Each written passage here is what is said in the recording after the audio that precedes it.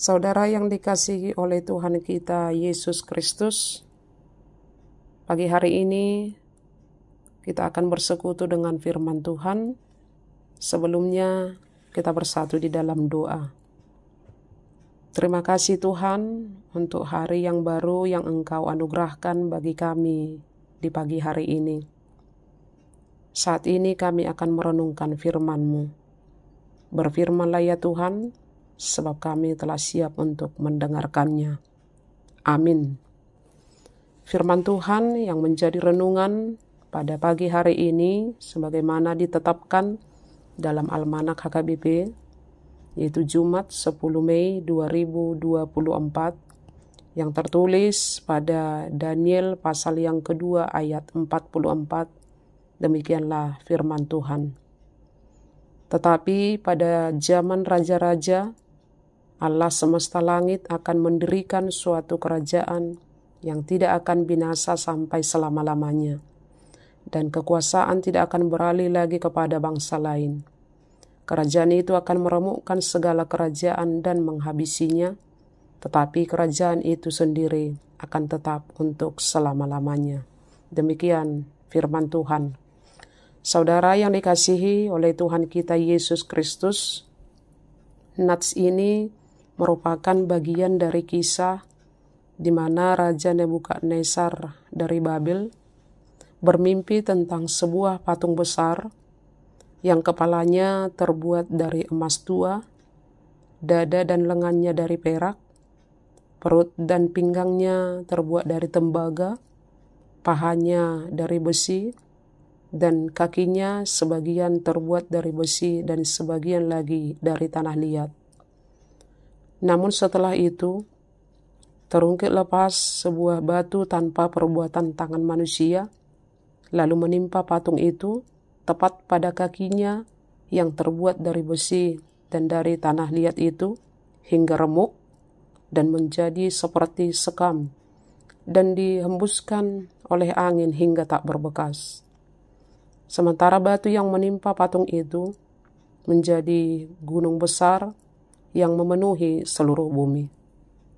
Raja Nebukadnezar meminta para orang bijaksana, ahli jampi, orang berilmu, ahli nujum untuk menafsirkan mimpinya, tetapi tidak seorang pun dari mereka yang bisa melakukannya. Daniel, seorang hamba Allah, diberi penglihatan dari Allah untuk menafsirkan mimpi tersebut. Setiap logam dalam patung tersebut melambangkan setiap kerajaan yang silih berganti menguasai dunia ini. Sementara emas di kepala itu melambangkan kerajaan besar Babel yang dipimpin Nebukadnezar saat itu. Lalu perak di dada dan di lengan itu melambangkan kerajaan yang akan berkuasa setelah Babel, yaitu Media Persia. Kemudian tembaga pada perut dan pinggang itu melambangkan kerajaan setelah Media Persia, yaitu kerajaan Yunani. Lalu kaki yang terbuat dari besi dan dari tanah liat adalah melambangkan kerajaan yang terpanjang dan terlama, yaitu kerajaan Romawi. Kerajaan ini tidak ditaklukkan kerajaan manapun seperti kerajaan-kerajaan sebelumnya, tetapi kerajaan ini terbagi-bagi menjadi kerajaan-kerajaan kecil yang menjadi awal kehancurannya, seperti besi dan tanah liat yang tidak akan pernah bersatu. Daniel kemudian menubuatkan bahwa akan ada satu kerajaan yang kekuasaannya bertahan untuk selama-lamanya. Kerajaan yang akan datang itu dilambangkan dengan kedatangan batu yang menimpa patung dalam mimpi tersebut. Kerajaan apakah itu? Yaitu kerajaan Allah yang didirikan oleh Allah semesta alam, kerajaan yang tidak akan dapat digantikan dan ditaklukkan oleh kuasa dan kerajaan apapun, tetapi kerajaan yang kekuasaannya akan tetap untuk selama-lamanya. Saudara yang dikasihi Tuhan kita Yesus Kristus, apa yang hendak kita renungkan dari nats ini? Tidak ada kuasa kerajaan apapun yang abadi di dunia ini. Semua ada masa atau periodenya, semua ada batasnya, akan berakhir dan akan digantikan. Kerajaan dunia dan segala kemegahannya akan hancur dan lenyap pada masanya. Karena tidak ada kuasa yang kekal, maka sejatinya manusia tidak punya alasan untuk menjadikan kuasa dan kekuatan apapun di dunia ini sebagai jaminan kesejahteraan dan keselamatan hidupnya. Maka carilah kerajaan dan kekuasaan yang kekal untuk selama-lamanya, yaitu kerajaan yang didirikan oleh Allah semesta alam.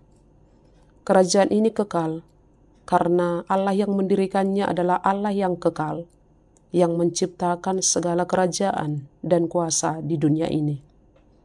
Segala kuasa dan kerajaan akan tunduk pada kuasa Allah, sebagaimana dikatakan dalam Yesaya 45 ayat 23b, dan semua orang akan bertekuk lutut di hadapanku dan akan bersumpah setia dalam segala bahasa.